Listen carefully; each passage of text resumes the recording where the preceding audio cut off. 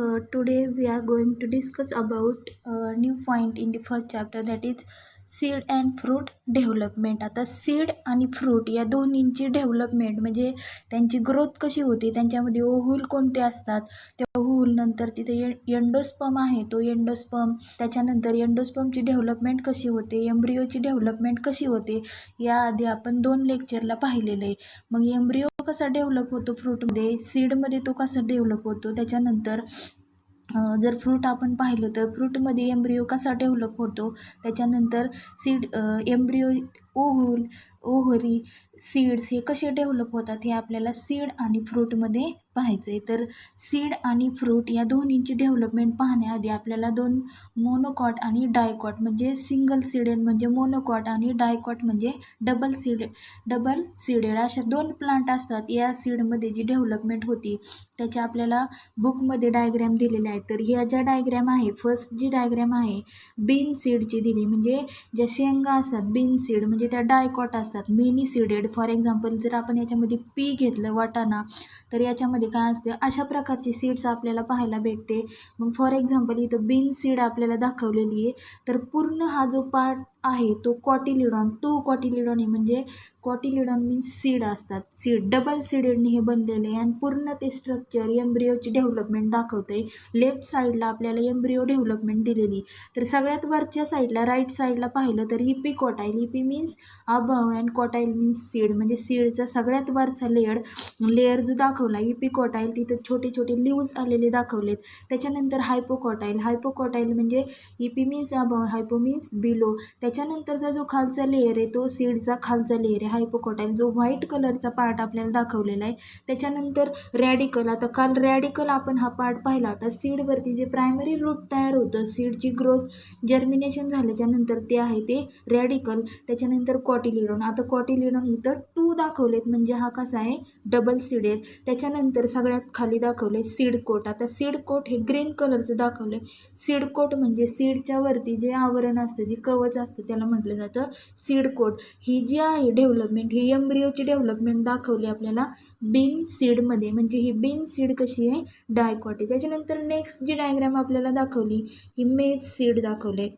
मक्यामध्ये म्हणजेच मकाचं G B आहे ती कशी असते, मेज सीड ही मोनोकॉटमध्ये मोडते. आता मोनोकॉटमध्ये जर आपण ही डायग्रॅम पाहिली तर पूर्णपणे फर्स्टमध्ये दाखवला आहे तो एंडोस्पर्म. आता एंडोस्पर्म आपल्याला दाखवला आहे, आपण पाहिलेलं आहे एंडोस्पर्मची डेव्हलपमेंट कशी होते, कुठं होते. त्याच्यानंतर नेक्स्ट पार्ट दाखवला आहे तो स्कटेलम, त्याच्यानंतर कोलिओप्टाईल, त्याच्यानंतर प्लिम्यूल, रॅडिकल, कोलिओरायझा आणि लेफ्ट साईडला दाखवलेत seed coat and fruit wall आणि त्याच्या खाली दाखवला आहे ॲल्युरॉन लेअर. म्हणजेच ही जी डायग्रॅम आहे, ही डायग्रॅम जेव्हा आपण एम्ब्रिओची डेव्हलपमेंट पाहिली, एम्ब्रिओच्या डेव्हलपमेंटमध्ये आपण 5 स्टेजेस पाहिले. त्या 5 स्टेजेसमध्ये सगळ्यात लास्टची जी स्टेज आहे त्या सगळ्यात लास्ट एच हा नंबर दिलेला आहे. त्या आपण त्याची डायग्रॅम पण पाहिलेली एम्ब्रिओ डेव्हलपमेंटमध्ये, की व्यवस्थित डायग्रॅम जी लास्टची डायग्रॅम आहे ही सीडची डेव्हलपमेंट होतं, ती डेव्हलपमेंट झालेली डायग्रॅम आहे. म्हणजे प्लिम्यूल म्हणजे आपण काल पाहिलं, प्लिम्यूल म्हणजे आपण सांगितलं की जो सीडचा जो पार्ट आहे त्या एम्ब्रिओला थोडक्यात छोटे स्मॉल लिव्ज तयार झालेले असतात, त्याला म्हटलं जातं प्लिम्यूल. त्याच्यानंतर रॅडिकल म्हणजे त्या प्लांटचा जो त्या सीडचा जो प्रायमरी रूटचा पार्ट आहे त्याला म्हटलं जातं रॅडिकल. आणि कालच्या लेक्चरला आपण पाहिलं कोलिओरायझा कशाला म्हटलं जातं, प्रायमरी रूटवरती जे प्रोटेक्टिव्ह कव्हरिंग लेअर असतं त्याला म्हटलं जातं coleorhiza. Then start today's new point. आता आजचा पॉईंट आपण स्टार्ट करतोय तो सीड अँड फ्रूट डेव्हलपमेंट. आता सीड अँड फ्रूट डेव्हलपमेंट इथं आपल्याला एंडोस्पर्मची डेव्हलपमेंट कशी होते हे माहिती पाहिजे. आपण याच्या आधीचे जो 2 लेक्चर पाहिले, पहिल्या लेक्चरला पाहिलं एंडोस्पर्मची डेव्हलपमेंट कशी होते आणि त्याच्यानंतरचं लेक्चर पाहिलं एम्ब्रिओची डेव्हलपमेंट कशी होते. आता सगळा पार्ट आपण डिटेल पाहणार नाही. एक्झॅक्ट एंडोस्पर्म कशाला म्हटलं जातं, triploid primary endosperm nucleus is repeatedly divides mitotically. म्हणजे जो प्रायमरी PEN म्हणतो, प्रायमरी एंडोस्पर्म न्यूक्लियस, हा काय होतो, रिपीटेडली डिवाइड होतो आणि त्याच्यामध्ये मायटोटिक डिव्हिजन होऊन जो न्यूट्रिटिव्ह टिश्यू तयार होतो त्याला आपण म्हणतो एंडोस्पर्म. म्हणजेच हे एंडोस्पर्मची आपण डेव्हलपमेंट पाहिली. त्याच्यामध्ये वेगवेगळ्या प्रकारे 3 टाईप पडतात, न्यूक्लिअर टाईप असेल, सेल्युलर टाईप असेल आणि हेलोबियल टाईप असेल. त्याच्यानंतर कालच्या लेक्चरला आपण पाहिलं एम्ब्रियोची डेव्हलपमेंट कशी होती. आता एम्ब्रियोची डेव्हलपमेंट पाहताना आपण पाहिलं एम्ब्रियो जेनेसिस कशाला म्हटलं जातं, तर process of formation of embryo in the zygote is called as embryogenesis. त्या प्रोसेसला आपण म्हटलं एम्ब्रियोजेनेसिस. मग या एम्ब्रियोजेनेसिसमध्ये दोन प्रकारच्या सेल पाहिल्या आपण, सस्पेन्सर सेल आणि एम्ब्रियोनल इनिशियल सेल. आणि लास्ट आपण पाहिले त्याच्यामध्ये स्कटेलम हे पार्ट असतात. आता स्कोटेलम म्हणजे काय, the single shield shape cotyledon called as scutellum. आता शील्ड शेप म्हणजे ढालीच्या आकाराचं जे सीड असतं त्याला काय म्हटलं जातं, स्कोटेलम. त्याच्यानंतर कॉलेप्टाईल हा प्रोटेक्टिव्ह प्लिमूलचा शीत म्हणजेच प्लिमूल जो पार्ट आहे हा प्लिमूल एकदम छोटे छोटे स्मॉल लीव्ज असतात त्याच्यावरचे जे आउटर कव्हरिंग असतं त्याला म्हटलं कॉलेप्टाईल. आपल्याला या डायग्राममध्ये ही नावं व्यवस्थित आलेले आहेत. कॉलिओरायझा कुठं असतो, हा प्रायमरी रूटच्या म्हणजेच रॅडिकलच्या वरचं जे कव्हरिंग असतं त्याला म्हटलं जातं कॉलिओरायझा. तर पहा सीड आणि फ्रूट डेव्हलपमेंट होण्यासाठी नेमके कोणते कोणते प्रोसेस करावे लागतात, कोणते कॅरेक्टर्स याच्यामध्ये आपल्याला पाहिजेत. तर पहा, main goal of the reproduction is every living organism to create a offspring for next generation. It include plant also. जेव्हा आपण फर्स्ट टॉपिक स्टार्ट केला तेव्हा सुरुवातीलाच आपण पाहिलं रिप्रोडक्शन. आता आपल्या टॉपिकचंच नाव आहे reproduction in lower and higher plants. म्हणजे त्या प्लांट्समध्ये जे रिप्रोडक्शन ही प्रोसेस होते. रिप्रोडक्शन म्हणजे आपण काल सांगितलं तर रिप्रोडक्शन म्हणजे प्रोडक्शन ऑफ न्यू वन, म्हणजेच यंग वनचं प्रोडक्शन होतं आहे किंवा न्यू प्रोजेनी तयार होती त्याला म्हटलं जातं रिप्रोडक्शन. री म्हणजे पुनर आणि प्रोडक्शन म्हणजे निर्मिती, म्हणजे त्यांची पुन्हा पुन्हा नव्याने निर्मिती होते. तर याच्यामध्ये रिप्रोडक्शन या पार्टचं नेमकं काय सांगितलं आहे, the main goal of reproduction in every living organism to create offspring. म्हणजे मेन गोल म्हणजे प्रमुख उद्देश असतो कोणाचा तर या रिप्रोडक्शनचा. प्रत्येक लिव्हिंग ऑर्गॅनिझम प्रत्येक सजीवांमध्ये काय त्यांचा एक मेन उद्देश असतो, टू क्रिएट ऑफस्प्रिंग. म्हणजे काय करायचं आहे, एक नवीन यंग वन आपल्यापासून तयार करायचं आहे फॉर नेक्स्ट जनरेशन. तो कशासाठी, फॉर नेक्स्ट जनरेशन म्हणजे आपल्यासारखीच प्लांट परत नेक्स्ट जनरेशनपर्यंत ती आली पाहिजे. त्याला म्हटलं आहे to create offspring for next generation. It include plant also. म्हणजे यांच्यामध्ये लिव्हिंग ऑर्गॅनिझम म्हणजे नुसतं प्लांट आणि ह्युमन नसून त्याच्यामध्ये प्लांटसुद्धा मोडतात. म्हणजे ह्युमन आणि ॲनिमल्स नसून त्याच्यामध्ये प्लांट पण मोडतात. म्हणजेच मुख्य उद्देश काय तर रिप्रोडक्शनचा प्रत्येक living organism to create new offspring. म्हणजे आपल्यापासून दुसराच जीव आपल्यासारखाच निर्माण करणे हे मेन गोल त्याचं असते. त्याच्यानंतर नेक्स्ट कॅरेक्टर सांगितलं आहे, plant produce offspring is by forming or making seed. आता आपण म्हणतो आहे प्लांटमध्ये सुद्धा रिप्रोडक्शन ही प्रोसेस चालते. मग प्लांट काय करतायत, it reproduce offspring by forming or making seed. म्हणजे प्लांट काय करतात, आपल्यासारखाच दुसरा ऑफस्प्रिंग तयार करतात, दुसरी प्रोजेनी तयार करतात. ती कशाच्या माध्यमातून तर सीड तयार करून, making to seed. And flower also pollinated because of to produce seed and fruit. फ्लावरसुद्धा, फ्लावरमध्ये पॉलिनेशन ही प्रोसेस होते. ते पॉलिनेट होतात कशासाठी पॉलिनेट होतात, because of to produce seed and fruit. Flower जर पॉलिनेट झाले, अँथरकडून जे पोलन ग्रेन आहेत ते स्टिग्माकडे गेले, त्यांच्यामध्ये पॉलिनेशनची प्रोसेस झाली तर त्याच्यानंतरच काय होते, त्याच्यापासून फ्रूट तयार होतात आणि सीड तयार होतात. म्हणजेच flower also pollinated because to produce seed and fruit. ते पॉलिनेट कशासाठी होतात तर त्यांच्यापासून सीड आणि फ्रूट काय होतात तयार होतात. तर नेक्स्ट कॅरेक्टर सांगितले, seed development done after fertilisation. सीडची डेव्हलपमेंट कधी होते, जेव्हा फर्टिलायझेशन ही प्रोसेस होते त्याच्यानंतरच सीड डेव्हलप होतं. फर्टिलायझेशन म्हणजे काय, to fusion of male and female gamete from zygote. Single haploid male and फिमेलचं काय होतं, फ्युजन होतं आणि त्याच्यानंतर जो डबल डिप्लॉइड जो पार्ट भेटतो आहे आपल्याला तो आहे झायगोट ऑर ऑफस्प्रिंग. आणि सीड डेव्हलपमेंट कधी होते, after the process of fertilisation. Fertilisation झाल्याच्या नंतरच सीडची डेव्हलपमेंट होते. त्याच्यानंतर नेक्स्ट कॅरेक्टर सांगितलं आहे, integument of fertilise ovule it become protective covering of seed. आता फर्टिलाइज जे ओव्हल असतात, फर्टिलाइज ओव्हल म्हणजे ज्या ओव्हलमध्ये मेल थोडक्यात जे पोलन ग्रेन आहे त्या पोलन ग्रेन त्या ओव्हलमध्ये गेल्यानंतर त्या पोलन ग्रेन आणि ओव्हलमधल्या एगचं फर्टिलायझेशन होतं, त्याला म्हटलं जातं, त्या पार्टला म्हटलं जातं फर्टिलाइज ओव्हल. जिथं फर्टिलायझेशन ही प्रोसेस चालते त्या ओव्हलला म्हटलं जातं फर्टिलाइज ओव्हल. मग integument of the fertilise ovule become protective covering of seed. जर प्रोटेक्टिव्ह त्या सीडला प्रोटेक्टिव्ह कव्हरिंग केलेलं असतं ते इंटुगमेंटने. आपण दोन टाईपचे इंटुगमेंट पाहिले, जेव्हा ॲनाट्रोपस ओव्हलचं स्ट्रक्चर पाहिलं तेव्हा आउटर आणि इनर इंटुगमेंट. इंटुगमेंट म्हणजे टफ असं कव्हरिंग प्रोटेक्ट करण्यासाठी त्या सीडवरती प्रेझेंट असतं. तर मॅच्युअर सीडवरती असतं, जे फुल्ली ग्रोन झालेले सीड असतात त्याच्यावरती आपल्याला दोन टाईपचे सीड कव्हरिंग पाहायला भेटतात. फर्स्ट सीड कव्हरिंग आहे तो टेस्टा आणि सेकंड सीड कव्हरिंग आहे तो टेगमेन. आता जो टेस्टा हा जो पार्ट आहे, तर testa it is an outer seed coat. म्हणजे टेस्टा हा पार्ट सीडच्या जो वरचं कव्हरिंग असतं बाहेरच्या साईडचं त्याला म्हटलं जातं टेस्टा. त्याच्यानंतर नेक्स्ट पार्ट आहे सीड कव्हरिंगचा तो आहे tegmen. Inner thin membranes wall is called as tegmen. आतल्या साईडचा जो थिन लेअरचं कव्हरिंग असतं आतल्या साईड त्याला म्हटलं जातं टेगमेन. म्हणजेच सीड डेव्हलपमेंटची प्रोसेस कधी चालते आफ्टर दी फर्टिलायझेशन, आणि जेव्हा फर्टिलायझेशनच्या नंतर ही फर्टिलाइज ओव्हलवरती ही प्रोसेस चालते. त्याच्यावरती दोन कव्हरिंग असतात, बाहेरच्या साईडची जी कव्हरिंग असते त्याला म्हटलं जातं टेस्टा आणि जी आतल्या साईडची थिन ऑलची कव्हरिंग असते त्याला म्हटलं जातं tegmen. Then next point, the nucellus in the ovule it may persist in some genera like black pepper and beat as a thin paper layer the perisperm. आता जेव्हा आपण ॲनाट्रोपस ओव्हलचं स्ट्रक्चर पाहिलं, ॲनाट्रोपस ओव्हलमध्ये सगळ्यात सेंटरला होतं ते एम्ब्रियो. एम्ब्रियोमध्ये होते वरच्या साईडला 3 अँटीपोडल सेल, खालच्या साईडला 3 सेल होते. त्याच्यापैकी मधला सेल होता 1 सेल, 2 साईडचे सेल होते ते सिनर्जिड सेल. आता या न्यूसेलसच्या वर is a type of ovule. हा काय न्यूसेलस हा ओव्हलचा type. It may persist in some genera like black pepper. आता थोडक्यात हा जो जेनेरा आहे या जेनेरा ह्या व्हाईट ब्लॅक पेपर आहे तो ब्लॅक पेपर आहे. हा ब्लॅक पेपर हा काय करतो या न्यूसेलसवरती कंटिन्यू प्रोसेस करण्याचं काम करतो. At beet as thin papery layer the perisperm. आणि तो एकदम थिन पेपरी लेअर असतो, पेपरसारखा थिन लेअर असतो.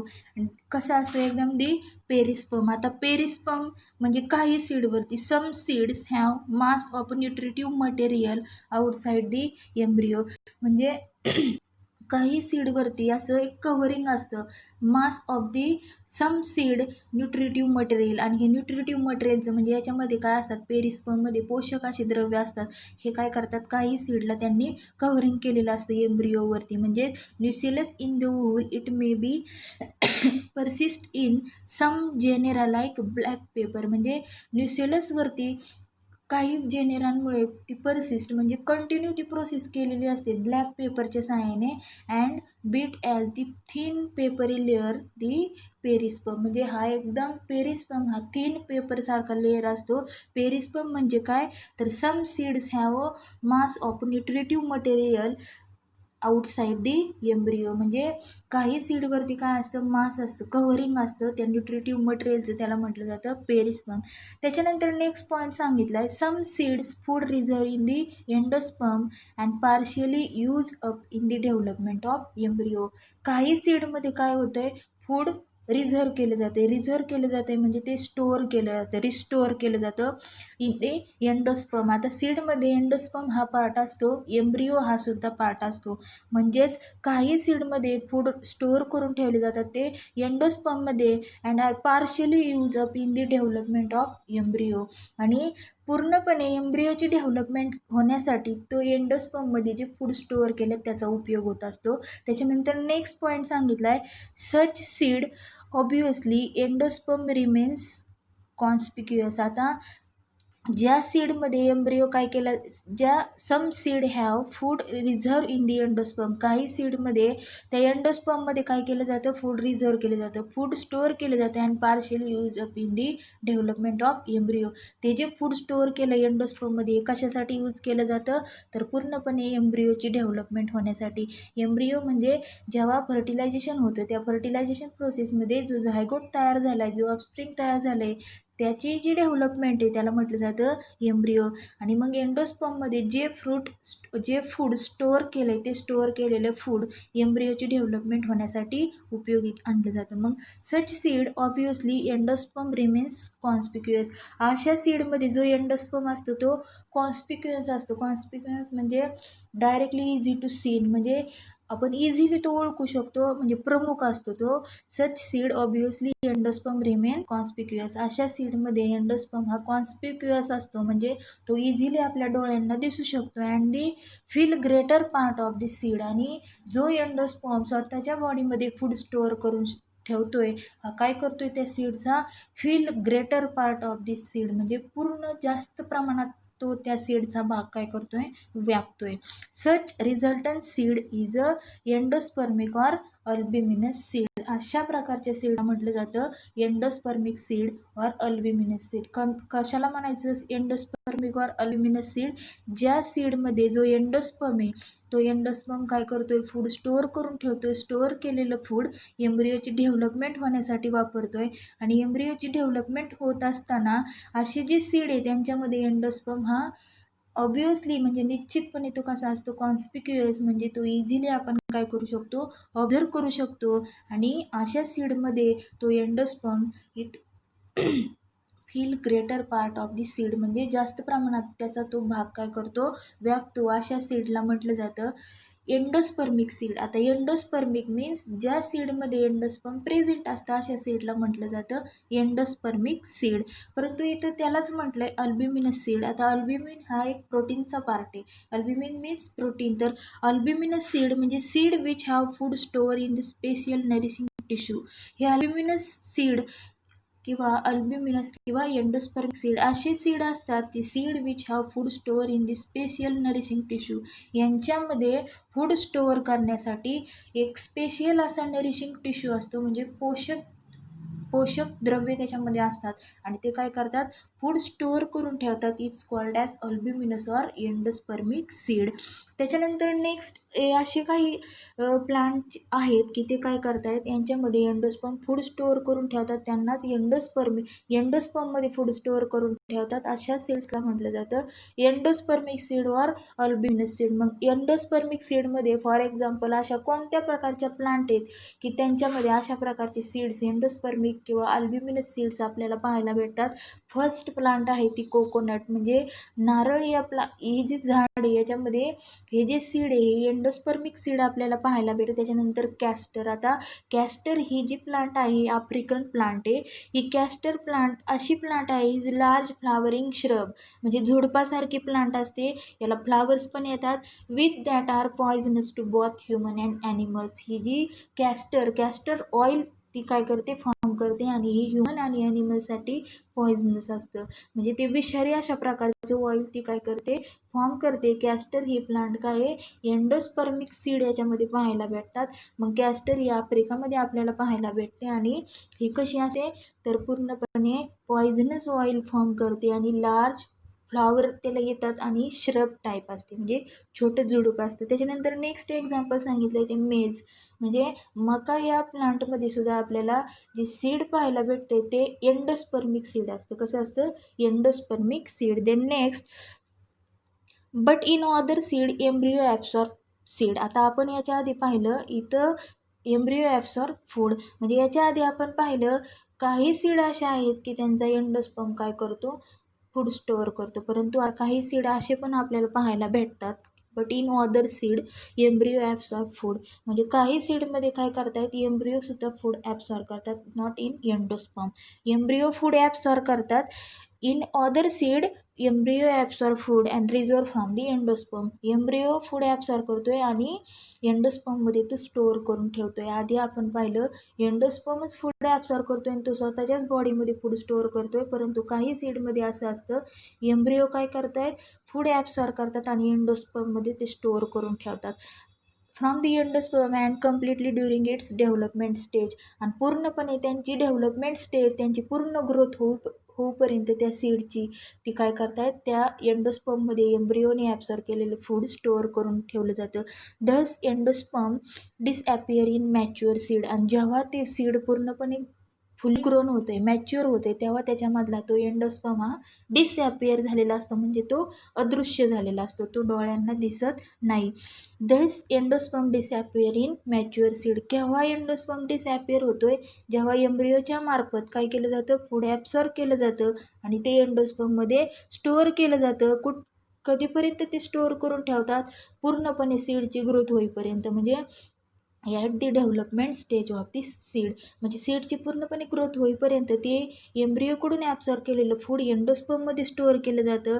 दस एंडोस्पर्म डिसॲपियर इन मॅच्युअर सीड. आणि ते फुल्ली ग्रोन झालेलं जे सीड आहे त्याच्यामधून अचानक जो एंडोस्पर्म हा काय होतो, डिसॲपियर होतो, म्हणजे तो अदृश्य होतो. So this the resultant seed is non endospermic or exalbuminous. म्हणजे अशा प्रकारच्या ज्या सीड आहेत, या अशा प्रकारच्या सीडला आपण म्हणतोय नॉन एंडोस्पर्मिक ऑर एक्स ॲल्ब्युमिनस. याच्या आधीची प्रोसेस आपण पाहिली एंडोस्पर्मिक ऑर अल्ब्युमिनस. आत्ता पाहतोय आपण non endospermic or exalbuminous. Non endospermic म्हणजे तिथला जो एंडोस्पर्म हा टोटली डिसॲपियर झालेला असतो. तो कसा डिसॲपियर होतोय, जेव्हा काय होतं, एम्ब्रियो फूड ॲब्सॉर्ब करतो, एंडोस्पर्ममध्ये तो स्टोअर करून ठेवतोय आणि त्या सीडची जेव्हा पूर्ण डेव्हलपमेंट होते, तेव्हा त्या मॅच्युअर सीडमधून काय होतंय, एंडोस्पर्म टोटली डिसॲपियर होतोय. अशा टाईपच्या सीड्सला म्हटलं जातं नॉन एंडोस्पर्मिक सीड. कारण नॉन एंडोस्पर्मिक का म्हटलं, because there is not present in embryo. म्हणजे त्या प्रोसेसमध्ये एम्ब्रियो काय नसतोय, प्रेझेंट नसतोय. अशा सीडला आपण म्हणतोय. त्याच्यानंतर यालाच आपण नॉन एंडोस्पर्मिकलाच ऑर काय म्हणतोय, एक्स ॲल्ब्युमिनस. एक्स ॲल्ब्युमिनस हे ॲल्ब्युमिनसच्या अपोजिट. म्हणजे ॲल्ब्युमिनस म्हणजे आपण काय सांगितलं आहे, तर seed which are food store in the special nourishing tissue. सीडमध्ये असा स्पेशल नरिशिंग टिश्यू असतो की तो काय करतो, फूड स्टोअर करतो. परंतु एक्स ॲल्ब्युमिनस सीडमध्ये अशा प्रकारचे नरिशिंग टिश्यू, फूड स्टोअर करून ठेवणारे नरिशिंग टिश्यू हे ॲबसेंट असतात. त्याला म्हटलं जातं एक्स ॲल्ब्युमिनस. मग अशा कोणत्या प्रकारच्या सीड्स आहेत, कोणत्या प्रकारच्या प्लांटमध्ये आपल्याला पाहायला भेटतं, तर एक्झाम्पल पी अँड बीन. आता बीन म्हणजे ह्या द्विदल म्हणजे डबल सीडेड डायकॉट प्लांट असतात. बीन म्हणजे बीनची आपण डायग्राम पाहिलेली, म्हणजे ते शेंगा असतात. त्याच्यामध्ये फॉर एक्झाम्पल पी सांगितले, म्हणजे वाटाण्यामध्ये सुद्धा non endospermic or exalbuminous ही प्रोसेस चालते. नेक्स्ट पॉईंट सांगितला आहे पहा, cotyledons in some non endospermic seed it act as a food storage. आता काही सीड नॉन एंडोस्पर्मिक सीड असतात की त्यांच्यामध्ये एंडोस्पर्म हा डिसॲपियर झालेला असतो. त्याच्यामधलं कॉटिलिडॉन्स म्हणजे हा सुद्धा सीडच आहे. त्याच्यामध्ये त्या सीडवरती छोटे छोटे लिव्ज आलेले असतात, त्याला म्हटलं जातं कॉटिलिडॉन्स म्हणजे एकदम प्रायमरी लिव्ज असतात. त्या सीड्सवरती जेव्हा एम्ब्रियो फॉर्मेशन प्रोसेस चालते तेव्हा त्या सीड्सवरती ते ग्रो झालेले असतात. In some non endospermic seed it act as a food storage. हे काय करतायत कॉटिलिडॉन्स नॉन एंडोस्पर्मिक सीडमध्ये, हे सुद्धा फूड स्टोअर करून ठेवण्याचं काम करतात. म्हणजे स्वतःमध्ये ते काय करतात, जे फूड आलं आहे ते फूड स्वतःच्या बॉडीमध्येच ते स्टोअर करतात. But in other way it act as a first photosynthetic organ. म्हणजे हे जे नॉन एंडोस्पर्मिक सीड आहेत, या नॉन एंडोस्पर्मिक सीडमध्ये जे कॉटिलिडॉन आहे हे फूड स्टोअर करून ठेवतात. अदर वे म्हणजे आणखी त्यांचा एक वे हे फर्स्ट प्रायमरी फोटोसिंथेटिक ऑर्गन म्हणून सुद्धा ते यूजफुल असतात. फोटोसिंथेटिक ऑर्गन म्हणजे हा काय करतो, it produce more light. Chlorophyll pigment काय करतो, प्रोड्यूस करतो आणि फूड स्टोअर करून ठेवण्याचं काम करतो आहे. म्हणजे हा फर्स्ट फोटोसिंथेटिक ऑर्गन म्हणून सुद्धा हा कॉटिलिडॉन काय केला जातो, नॉन एंडोस्पर्मिक सीडमधला. म्हणजे जे प्रायमरी लिव्ज असतात हे फोटोसिंथेटिक ऑर्गन म्हणून सुद्धा यूजफुल असतात नॉन एंडोस्पर्मिक प्लांटमध्ये. त्याच्यानंतर next point, micropyle persist as a small pore in the seed coat to allow the entry of water and oxygen during soaking. आता जेव्हा सोकिंग ही प्रोसेस होते म्हणजे तिथं मोठ्या प्रमाणात सकिंग ही प्रोसेस चालू असते. जेव्हा ते वॉटर अँड फूड स्वतःच्या बॉडीमध्ये ॲब्सॉर्ब करतात त्यालाच म्हटलं जातं सोकिंग. आता हे सीड आहे, हे सीड एम्ब्रियोच्या मार्फत म्हणजे जेव्हा ॲनाट्रोपस ओव्हल पाहिला आपण, मायक्रोपाईल म्हणजे काय सांगितलं, त्यांच्या अपोजिट साईडला जी स्मॉल ओपनिंग असते त्याला म्हटलं जातं मायक्रोपाईल. आता ही जी स्मॉल ओपनिंग आहे, या स्मॉल ओपनिंगमधून मायक्रोपाईल परसिस्ट ॲज म्हणजे याच्या मायक्रोपाईलमधून परसिस्ट म्हणजे कंटिन्यू होती प्रोसेस. मायक्रोपाईल म्हणजे काय असतो, तिथे एक स्मॉल पोर असते, एक छोटंसं छिद्र असतं त्या सीडवरती, सीड कोटवरती म्हणजे जे बाहेरचं कवच असतं त्या कवचाभोवती एक स्मॉल पोर असतं, त्याला म्हटलं जातं मायक्रोपाईल. याच्यामधून काय होतं, to allow the entry of water and oxygen, याच्यामधून पाणी आणि ऑक्सिजन काय केलं जातं पूर्णपणे त्या सीडमध्ये, जे एम्ब्रियो आहे, जो ओव्हल आहे, जो एंडोस्पर्म आहे, यांच्यामध्ये ते सक केलं जातं. नेक्स्ट सांगितलं पहा, development of fruit is triggered by hormone produce by developing seed. आता जी फ्रूटची डेव्हलपमेंट आहे, ही फ्रूटची डेव्हलपमेंट होण्यासाठी डेव्हलपिंग सीड म्हणजे पूर्णपणे जी ग्रोथ झाली मॅच्युअर सीड आहे ते काय करतात, हार्मोन सिक्रेट करतात, जे संप्रेरक सिक्रेट करतात डेव्हलपमेंट होण्यासाठी, पूर्ण ग्रोथ होण्यासाठी त्या फ्रूटची.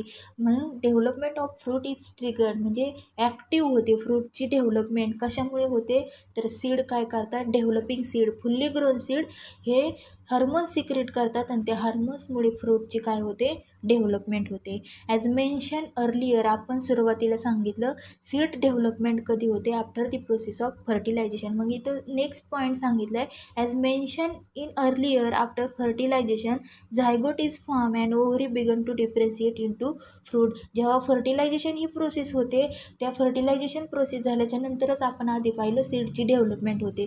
मग जेव्हा फर्टिलायझेशन ही प्रोसेस होते, as mention earlier after fertilisation zygote is form, जेव्हा मेल अँड फिमेलचं फ्युजन होतं तेव्हा त्यांच्यापासून भेटतो तो झायगोट. आणि झायगोट भेटल्यानंतर जी ओव्हरी, ओव्हरीचं काय होतं, डिफरेन्शिएट होतं म्हणजे त्याचं पार्टमध्ये विभाग व्हायला म्हणजे तिचे वेगवेगळे पार्ट व्हायला लागतात त्या ओव्हरीचे. ओव्हरी बिगन टू डिफरेन्शिएट आणि ही डिफरेन्शिएट होती ती फ्रूटमध्ये. कोणामध्ये, फ्रूटमध्ये, म्हणजे ओव्हरीपासून काय होतात, फ्रूट तयार व्हायला लागतं. And ovary wall develop into pericarp. जी ओव्हरीची वॉल आहे, ओव्हरीची वॉल काय डेव्हलप करते, तर पेरिकार्प. आता पेरिकार्प हा असा पार्ट आहे, the part of the fruit from all of the ripen ovary, म्हणजे असा हा पेरिकार्प हा एकदम थिक असा लेअर असतो रायपन ओव्हरीवरती, म्हणजे पूर्णपणे जे पिकलेली, रायपन म्हणजे पिकलेली जे फ्लावर असतात किंवा पिकलेले जे फ्रूट असतात त्या फ्रूटवरती आपल्याला काय होतं, या रायपन ओव्हरीमध्ये सगळ्यात थिक टफ नेचर असतं, त्याला म्हटलं जातं पेरिकार्प. काय म्हटलं जातं, पेरिकार्प. म्हणजेच पेरिकार्प इथं काय सांगितलं, ovary wall develop into pericarp. जेव्हा फर्टिलायझेशन प्रोसेस होते तेव्हा झायगोट फॉर्म होतो. झायगोट फॉर्म झाल्याच्या नंतर ओव्हरीसुद्धा काय होते, डिफरेन्शिएट व्हायला लागते. ओव्हरी डिफरेन्शिएट होऊन फ्रूट फॉर्मेशन होतं.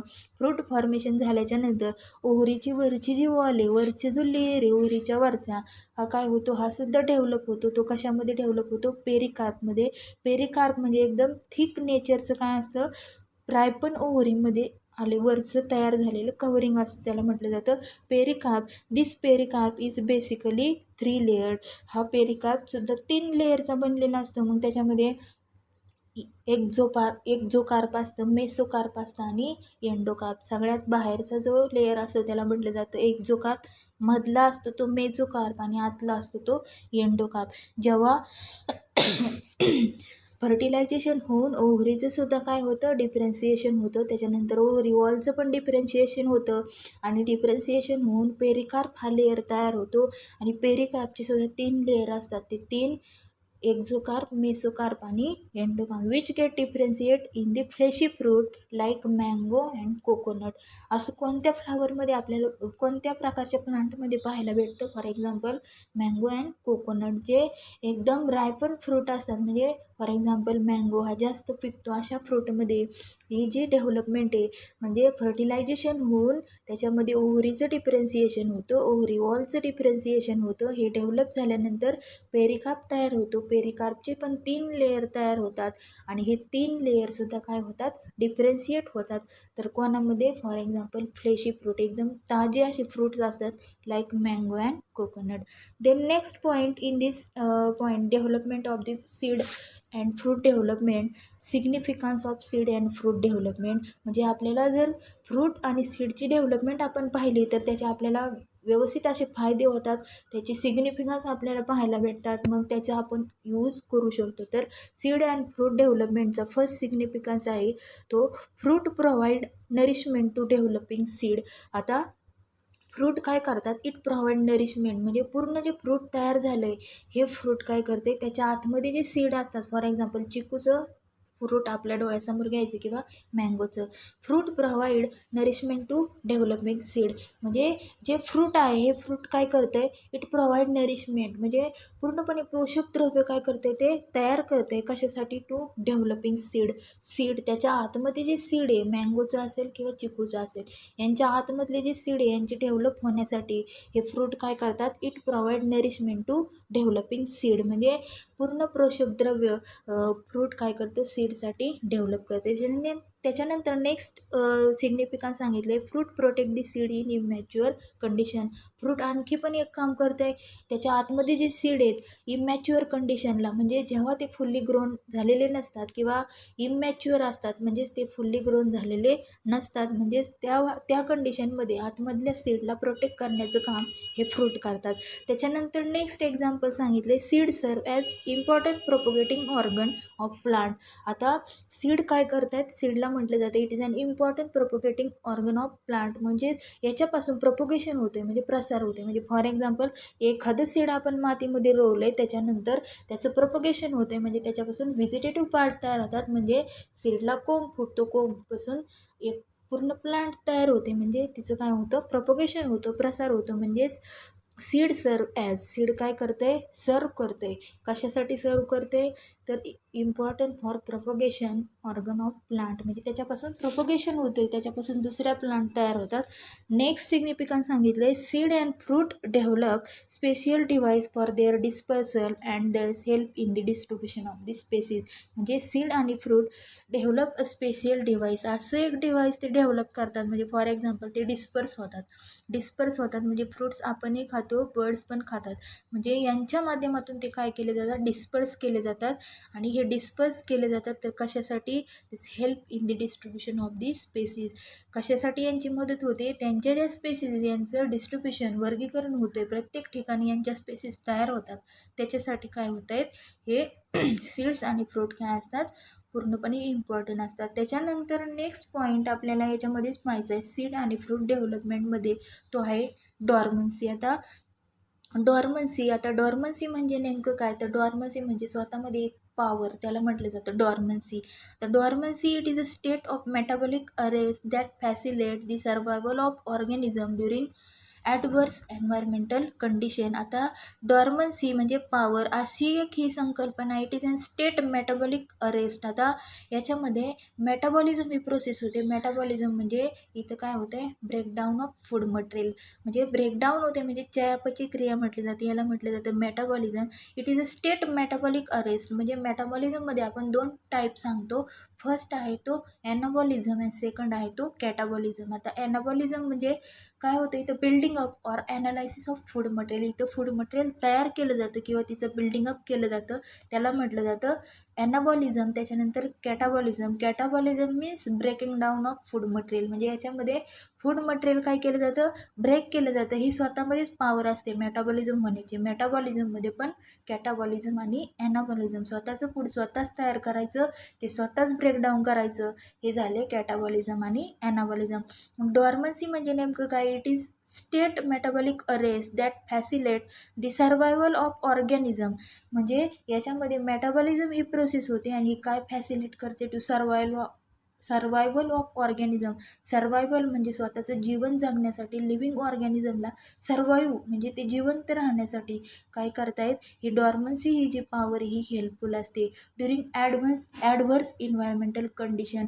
ॲडव्हर्स म्हणजे प्रतिकूल अशी परिस्थिती असते एन्व्हायरमेंटमध्ये, अनुकूल नसते, प्रतिकूल अशा परिस्थितीमध्ये स्वतःच्यामध्ये अशी एक पॉवर तयार करायची. स्वतःच मेटाबॉलिझम ही प्रोसेस करतोय, त्याच्यामध्येच कॅटाबॉलिझम आणि ॲनाबॉलिझम हे कशासाठी करतो, for the purpose of survival.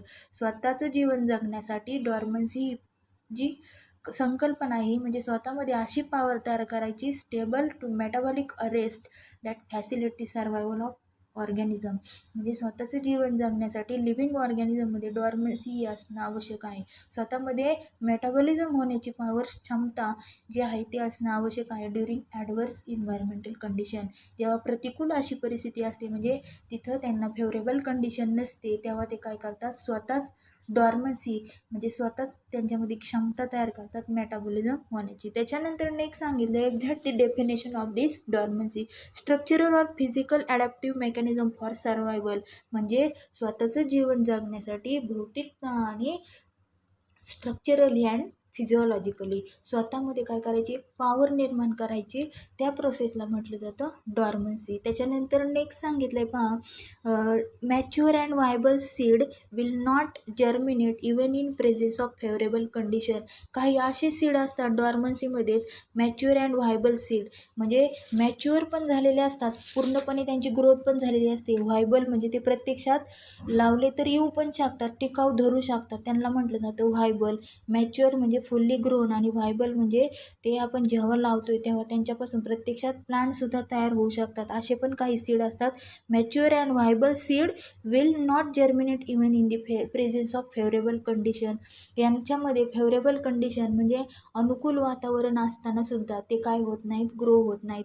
ते सीड कसे आहेत, मॅच्युअर आहेत, फुल्ली ग्रोन पण आहेत, त्याच्यानंतर व्हायबल पण आहेत, ते येऊ पण शकतात, त्यांना पूर्णपणे फेवरेबल कंडिशन पण आहे, तरीही सीड त्यांची डेव्हलपमेंट होत नाही.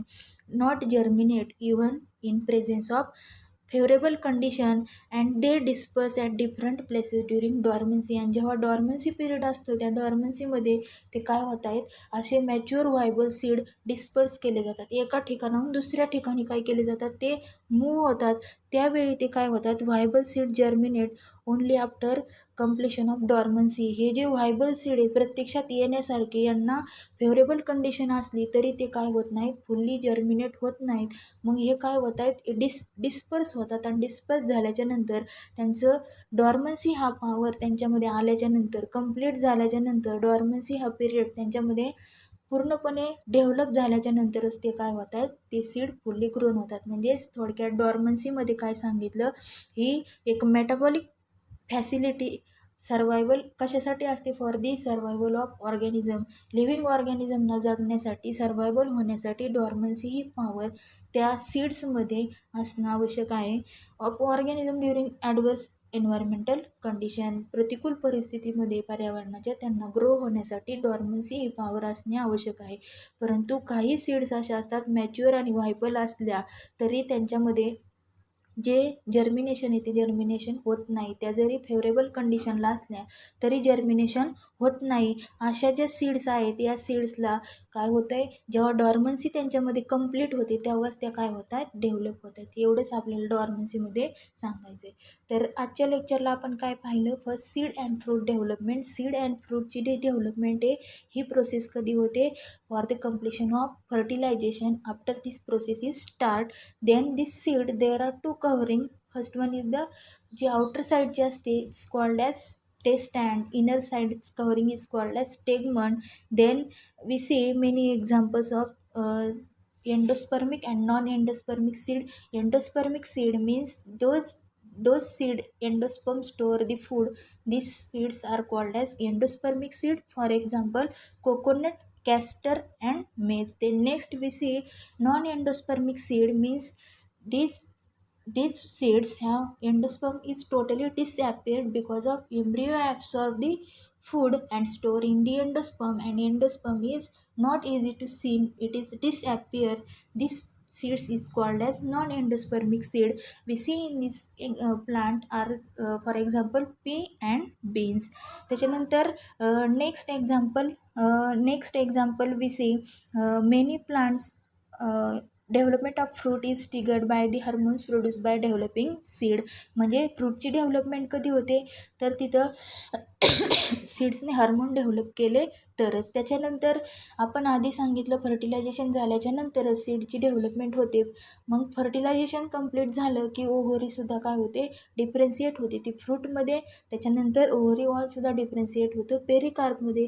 पेरिकार्पसुद्धा डेव्हलप होऊन त्याचं 3 लेअरमध्ये काय होतं डिफरन्शिएशन होतं. इपिकार्प असेल मेसोकार्प ते एक्झोकार्प असेल मेसोकार्प असेल आणि एंडोकार्प असेल. हे फक्त फ्लेशी फ्रूटमध्ये चालतं म्हणजे ताजे फ्रूट्स असतात for example mango and banana. Then we see significance of the seed and fruit development. Fruit provide nourishment for the developing seed. Fruit also protect the immature seed.